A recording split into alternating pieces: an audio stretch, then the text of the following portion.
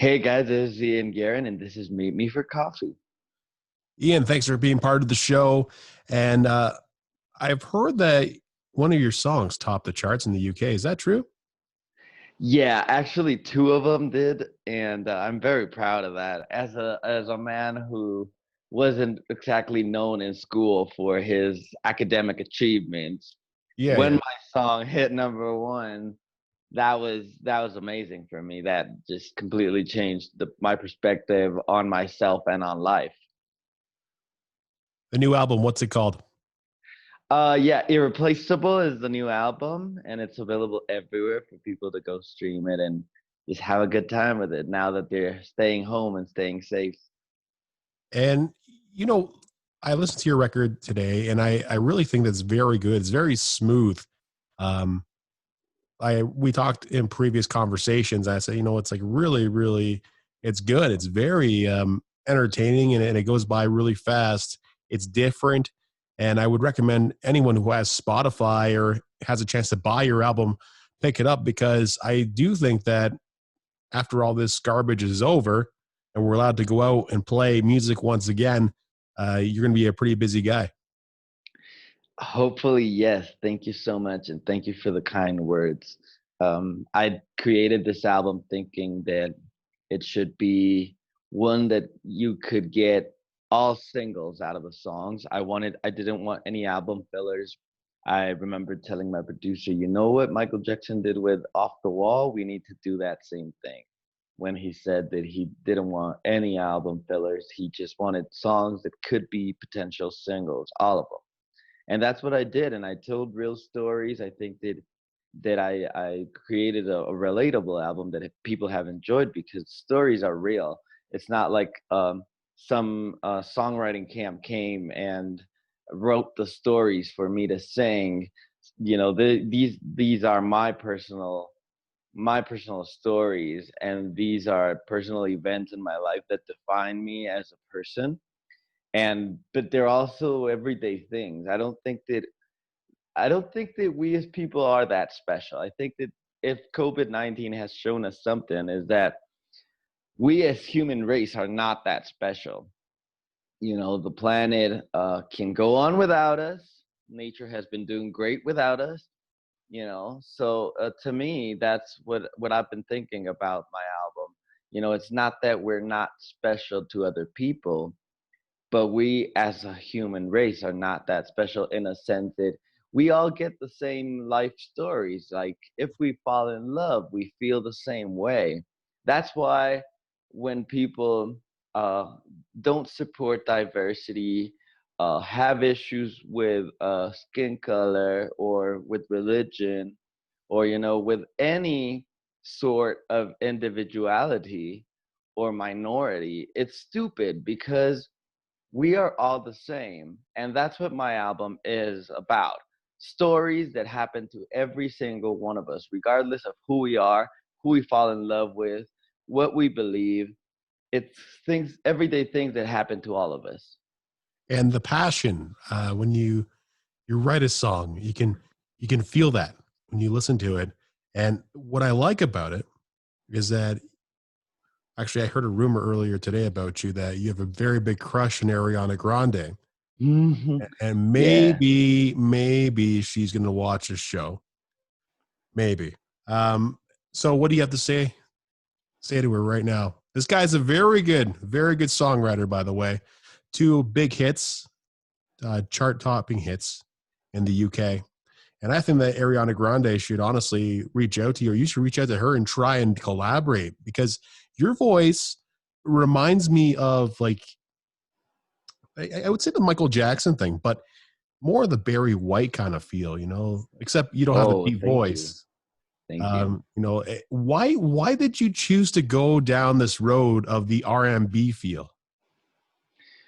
Well, it's the music that I identify with. It's the music that I am. I remember having my debut album be like dance pop music, and my sister, who actually produces and writes my videos and directs them, she tried to not she didn't try. She she suggested that I be a certain image, and I went with it, but it wasn't really me. I didn't really feel myself. And so when I created this album, and I think that that was one of the reasons why I wasn't successful. And when I created this album, I said, I'm not going to follow the trends. I'm not going to try to stay current. I'm not going to try to emulate any sound that's out there right now or any artist out there right now. I'm just going to do the dream album that I dreamt of in high school, because I had this album in mind since I was in high school. And I wanted to do it a certain way, and I had ideas that had a different title. And and I said, I'm just gonna go with that. I'm gonna tell my story right as it is. And the genre that I wanted to do was R&B and soul, because those are the artists that I listen to. That's the culture that I'm into. That is the fashion that I'm into. The mood, the vibe, the overall that I'm into. Like, I feel good when I hear R&B. I feel good singing R&B. I feel good watching R&B artists. And going back to Ariana Grande, which could be also considered, in the R&B field because of her work, you know, she is a great example of someone who is doing great R&B without trying to be anyone but herself. And I tried to do the same, and I think that we've been both pulling it off. Of course, she's mega successful, and I would love to write for her. And yes, I have a big crush on her, but who doesn't? Like, she's a decent, kind, giving, talented, beautiful woman. So, I mean, it's just something that should come natural, right? And as natural comes, as it comes natural to me to do R&B. Like, and I'm not making this up. I didn't script this part. It just turning out really well, I think. How old are you right now? Oh, do I really have to say that? Man, you got no gray hairs. I had to shave all mine off. No, This, no, this is a no. quarantine haircut, dude.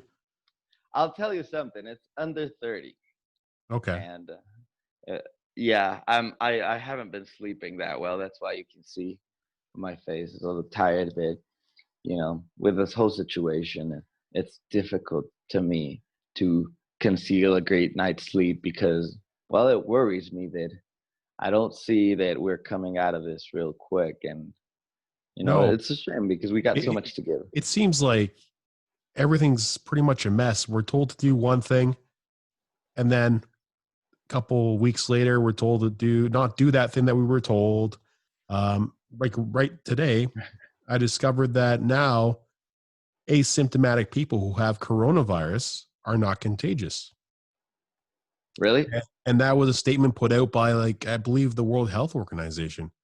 So why am I in my house? And it's not transmitted through me touching a surface or whatever. So why am I in my house? I'm privileged. I still work because I've got quite the thing going on here. But Right. I want to, now's a good time to self-reflect on a lot of things. And I want to talk about you growing up. You were in Mexico at the beginning, right? Right. At Right. the age of 9, you had the chance to sing in front of your aunt. Your aunt decided to give you studio time for a couple, is it Christmases or birthdays? Birthdays. Birthdays. So that story, like, you could sing the way you obviously got way better now. You're way better now. But at the age of 9, your aunt believed in you. And that's how it Yeah. all kicked off. And I'm pretty sure you're surprised that I know all this stuff. But Yeah. But I like it. it's something, inspiration. Like, for me, I've always wanted to be on the radio since I was 5 years old, and I finally did it. And I love these stories because it paints a picture behind the person. And when you talk about how you made your record, your new record, I bit my tongue there for a sec. So, and you listen to in high school, you listen to the R&B, all these artists, and then you end up going back to that for Right. Irreplaceable. Right there we go. There's Right. the Irreplaceable. You became yourself, and that's why you're so successful now. Right. And I think that when there's something more to being yourself and being successful, that being yourself gives you security. And Mhm. when you allow yourself to really be yourself regardless of what people think, and this is something that I heard Jim Carrey um, say, and he used to say, when you really don't care 100% what others think of you, then you've reached a dangerous uh, I can't remember what he said. Like, you've reached a dangerous level. Sorry, a dangerous level of freedom, and I do believe that. And I believe that when you feel comfortable in your own skin, everything you do just flows naturally. You become like one with the planet. And I'm not trying to sound like all earthly and meditational here, but you do become one with the planet and everything flows your way, like for real. When you are not afraid to show yourself and you act properly, that happens. And that happened to me. I wanted, and I said this the other day to a friend, I wanted to make an album that I was proud of. I didn't want to make an album that was number one. Of course, I've never seen anyone make an album and say, oh, I wanted to go to number 13, right? But um you know but but I didn't aim for the charts. I didn't aim for the notoriety. I didn't aim for the fortune. I aimed to do a work that I was proud of, and I knew that all of the others would be a consequence of being proud of my work. Because if I was proud of my work, I would defend it, you know, to the core. And that's what I've been doing. And as I said, it's a real album. When people hear it, and I'm gonna be raw honest. Like um, this is music that I know some people won't. Is not necessarily their cup of tea, but I haven't heard one person say, "Oh, this is horrible. Turn it off." Even if they don't like it, and even if that's not what they're listening to, or what they like. It sets the mood for me, honestly. And in any Thank you. type of situation, obviously, like today, driving in the car, yeah, let's throw this on. Let's see what this full album's got. I listened to a few of your tracks before, and comparing it to your previous releases, and now this is going to be a very hard album to top. And I honestly believe in you, man. Just Thank you. the next record's going to be wicked. And I hope that you co-write or collaborate with somebody huge, because like uh, this is on the verge of being something very big, and it's going to explode everywhere across the world. And I really hope that you also are very successful touring the world. Maybe with a guy like what's his name? What's the guy who has Lost in Japan? That song, you know that song? I know Shawn the song, Mendes. but I Shawn Mendes. oh, There you go. Yeah, yeah, that guy. Yeah, just talking off the top of my head, but like it's got feel. That's right. that's the difference between your music and other people's music. It's got feel. That's why Uptown Funk was so popular. It's got feel, man. All these songs that come on the radio, it's like why are they on the radio? They got a good hook and they got some feel. Maroon 5 songs all got feel. You know, Right. and And they got soul because they come from a real place. I think that people are really are really good at telling between songs that were crafted by people throwing pages around and saying, "Oh, add this line. Oh no, you know what? I got a better line for this." They crafted the songs in a way that seems almost industrial, even though it's called the industry.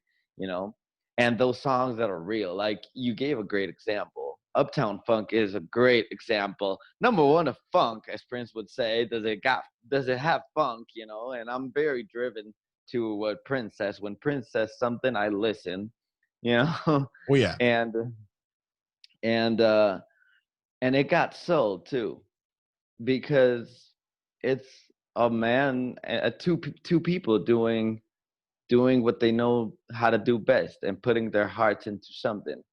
And that combination of Bruno Mars and Mark Ronson is perfect. I think that Bruno Mars did it again with 24 Karat Magic, and that whole album is awesome. So yeah, I aim for that. I learned from Michael at a very early age that you should study the greats and become greater, and I agree with that. And I try to do that and apply it to my life in all regards. And going back to what our previous topic about your energy and becoming yourself, becoming one with the world. And I really believe that because I did it too. And as soon as I did that, I became true to myself. I only spoke the truth. I still do. People freaking hate me because I talk the truth. You But got unpopular opinions just like me?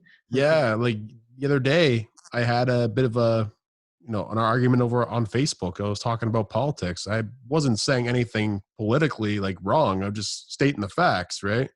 Right. Obviously, nothing to do with what's going on now, but just how this one guy did whatever he shared something. He's an American, but he's sharing something about Canadians, and he's saying that um, this guy is campaigning for more money to be into health, to go into healthcare, but this guy's a hypocrite who's here in Canadian politics because he's siding with our majority government, who's not he's not actually helping the cause. He's just a yes man, right? So people don't know that.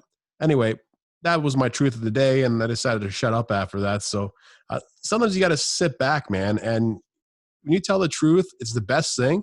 But people can't handle the truth.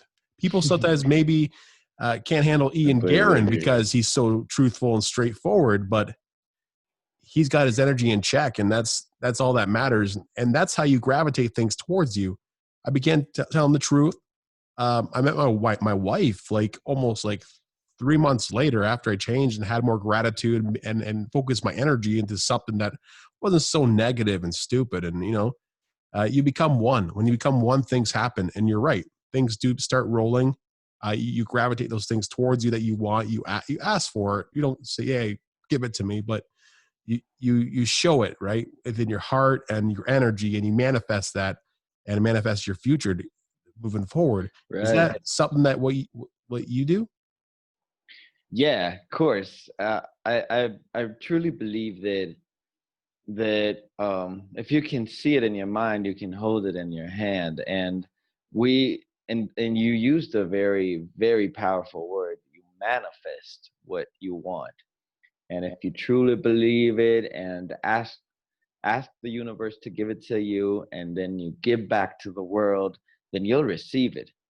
I'm hella sure of that, because I manifest a lot of things in my life, and I've um, I've told the story to my friends, and I'm gonna share it with you now. And it's not really a big deal, but it's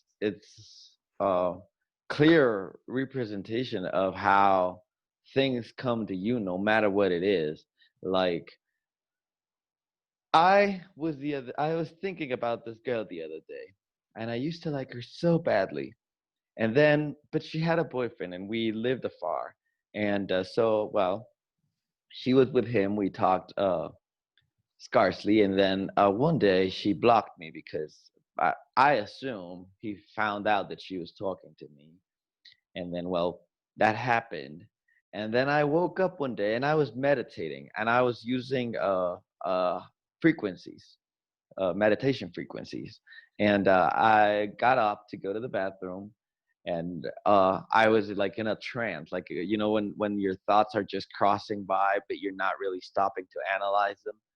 And I said out loud, "Universe, Lord, I'm ready to get back into conversation with this girl. I'm ready to talk to her again.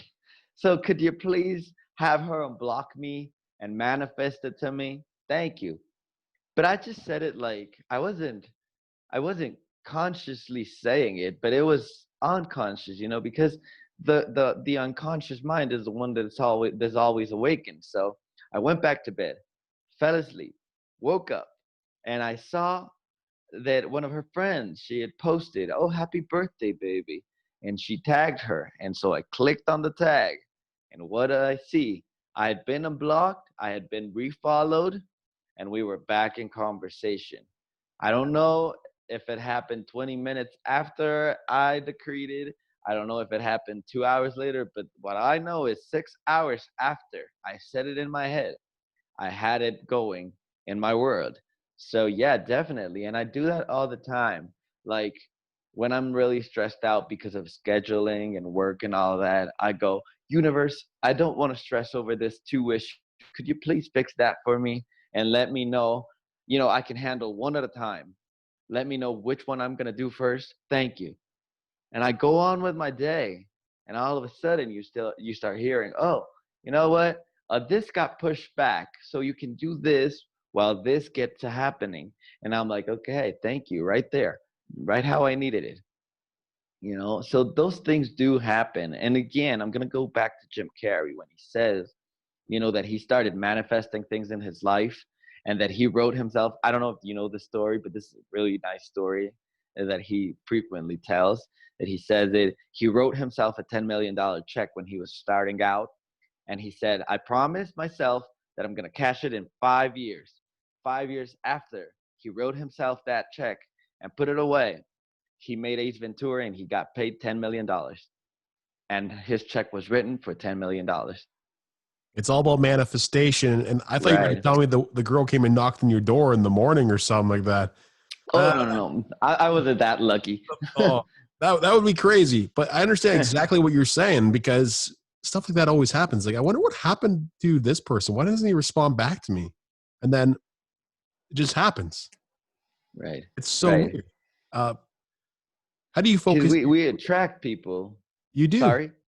You do attract people. How do you focus your energy in a time like this?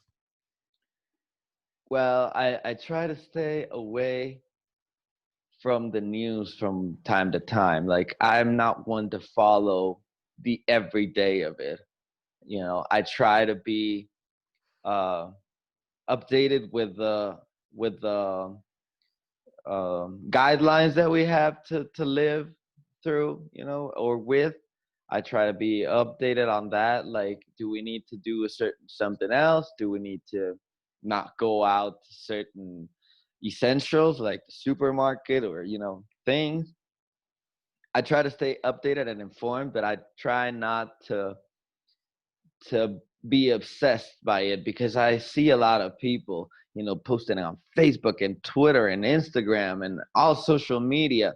They're all over the news, posting news, some of them fake, some of them real, some of them, I Denzel It drives Washington. people nuts. Honestly, Yeah.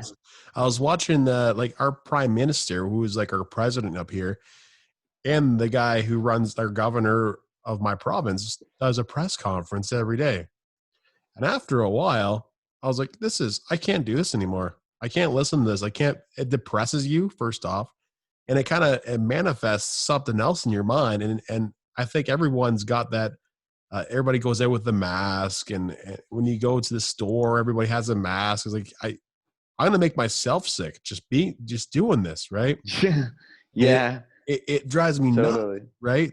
It's like 6 feet apart.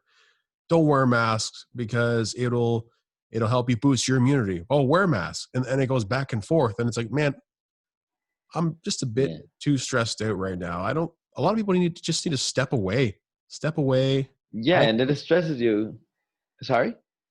I said, a lot of people need to step away, hang out, just chill out, go for a walk and forget about the world. Now everybody is on like a stress level like never before. Right.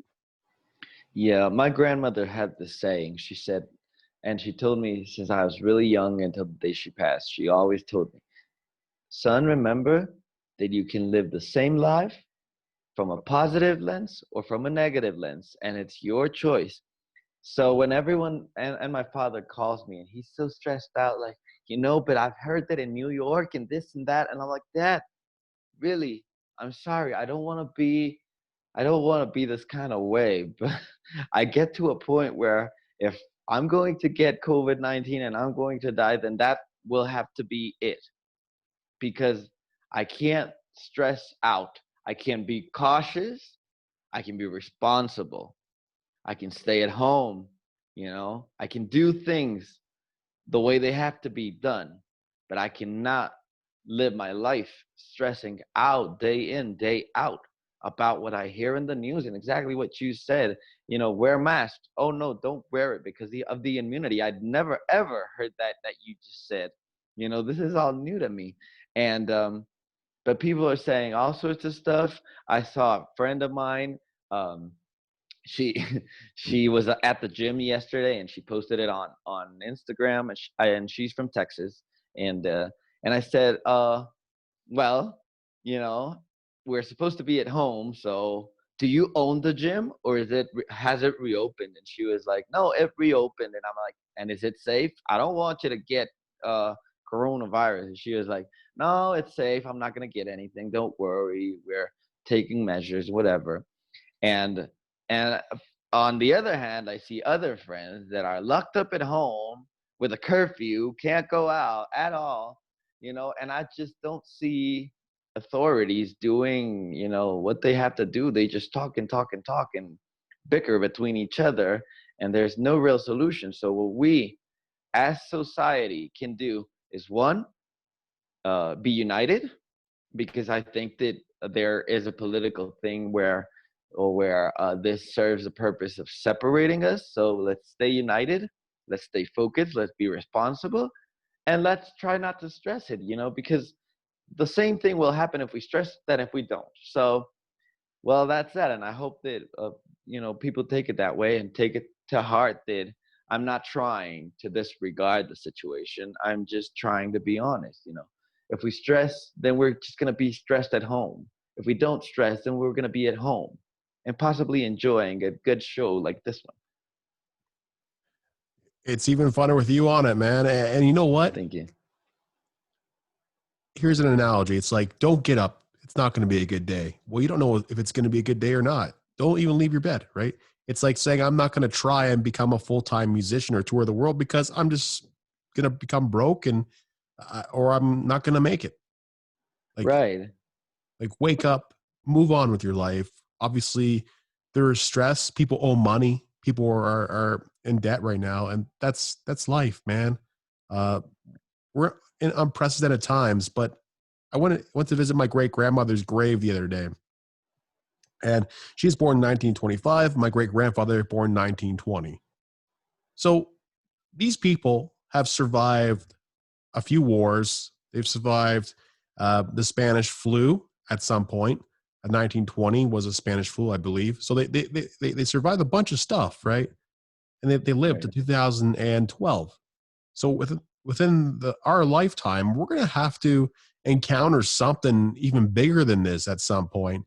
And I hope that one day we can all just forget about this and just laugh at all this that just happened, because we can tell our children or our friends, or even joke around with that girl that you're talking about.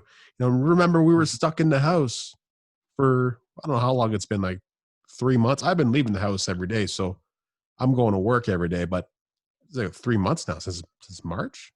Yeah, it's almost June now. Yeah. Um, Yeah. Scary times. 3 months. Wow. Yeah. Wow. Yeah. It's been too long. I thought it was 2 months actually, but no. It's scary times for a lot of people, and sometimes you just have to sit back and watch Netflix. There's a lot of people watching Netflix these days, and a lot of people watching a bunch of movies. And of course, for those of us who are in the media realm, who don't have the ability to leave the house, like you're probably writing music, aren't you?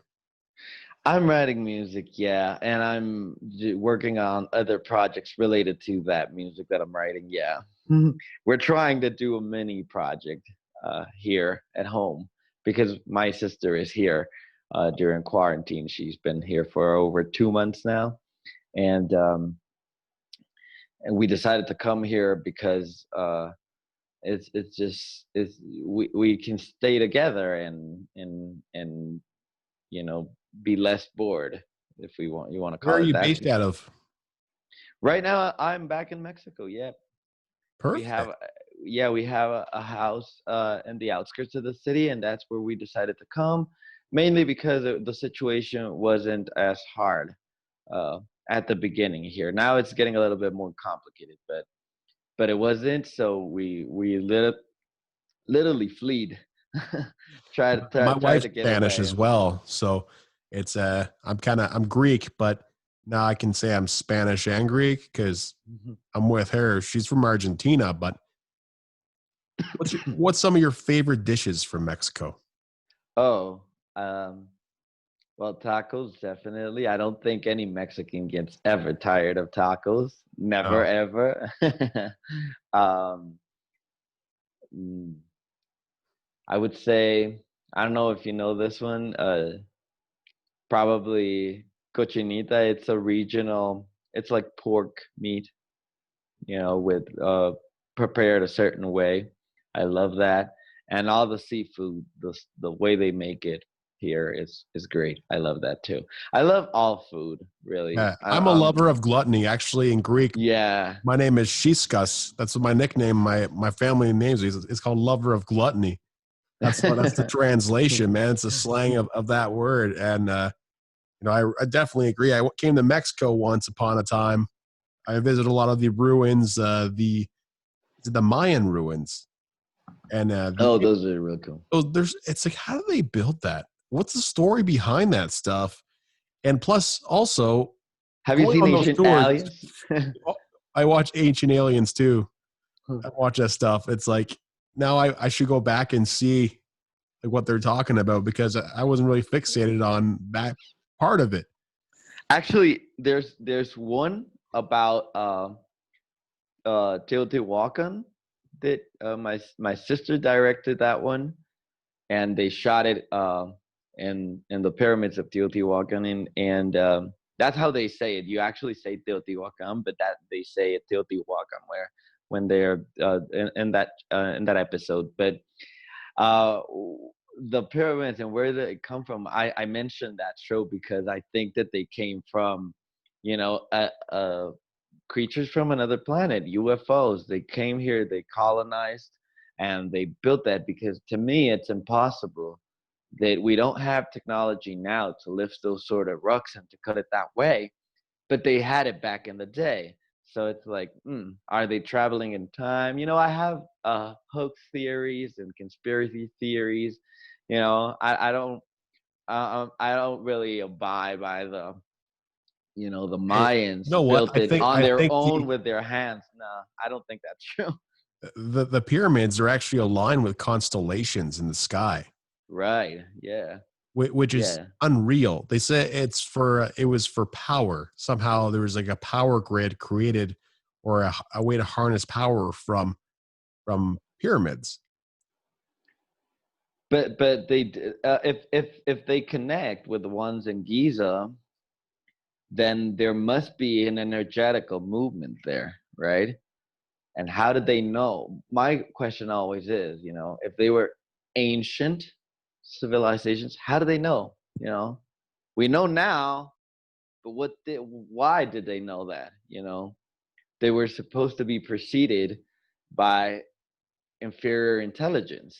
So there's no way they could know we were evolving as civilization. So we're getting too deep into that, and I don't really have like all the words to describe it, but I don't think that it was the Mayans, as humans doing it. No, that's not real. If you look at all their art, even in Egypt, like the hieroglyphs and stuff like that, there is people in like the very top corners of them and like little ships, eh? You seen that?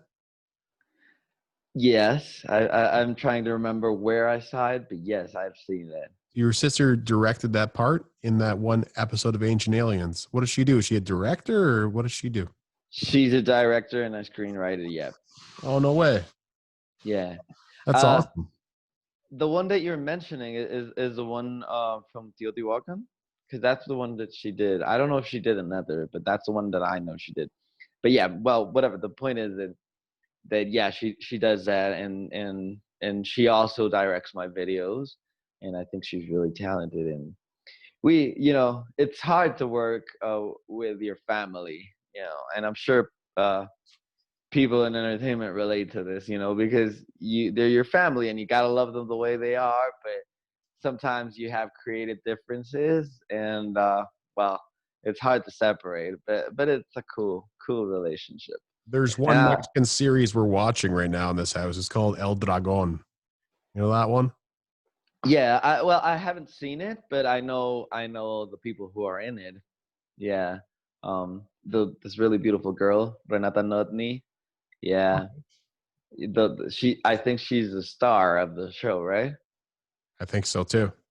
She's like She a has black brunette hair. with, yeah, black hair, uh like golden darkish skin with a light green eyes. You actually know her, or you just know of her? I've seen her in a couple of events, but I don't I'm not personally friends with her. That's And cool. she's Honestly, really really there's a lot of great series, Spanish series. That's what we're watching a lot now. I love now. There's like Money Heist as well, which is also in Spanish. I'm not familiar with that one. So, too many to talk about, man. We're here to talk about you. What's next for you? Well, I'm writing music right now. As I said, I got a little in-house project that we're trying that my sister doesn't want me to tell you about it yet because I was discussing with her if I should give it away, but and she said no, so that means yes. We're trying to shoot like an in-house video, from the house, like music sort of push video, and we're doing that, and we're actually doing a new song where she's not in the song, but I'm doing a new song. I'm doing two new songs. I got a couple of collaborations, and I'm actually looking forward to playing live soon. I don't know. That's like the only. I'm really reclusive generally, so being mandatorily inside, yeah, it makes it more difficult, but it hasn't been that hard for me because I like to be inside and I'm really good friends with myself. So, but but I would love to tour because people tell me all the time, "Oh, we'd love to hear this live." Some people tell me even how they want to hear certain songs live or how what they would like me to rearrange for the live versions. So I'm really looking forward to that. I don't know when that's gonna be, but um, I'm gonna plan it ahead so that the minute that we can do it, it's ready. Ian, it's been a pleasure. You've had two top hits in the UK, the record called Irreplaceable. Pick that up as soon as you can. Of course, you're at home right now. You have nothing to do. You want to hear some new music? Check it out. And finally, the question I ask every guest on the show: do you drink coffee? I drink a hell of a lot of coffee and I love it. Café con leche. Claro, all the time. Yeah, man. So, yeah, First Mexico. coffee, then the world. Yeah, yes, coffee. They got a frappe here. It says like almost instant coffee and water and sugar. You just mix it all together. It froths. It's pretty good, man. But I'm obsessed with coffee. That's why I made this show, coffee and conversation. And a lot of the Hollywood actors love it. So we end up talking a lot about coffee. So I really appreciate you coming on the show. Let's do it again. I want to hear a song of yours live. So next time, let's have a performance. For sure, for sure. I'd love that. I love that. Awesome. Stay safe, my friend. Thank you so much for having me. I had the greatest time. And hey, nice talk about everything, the world, the aliens, the music. Thank you so much.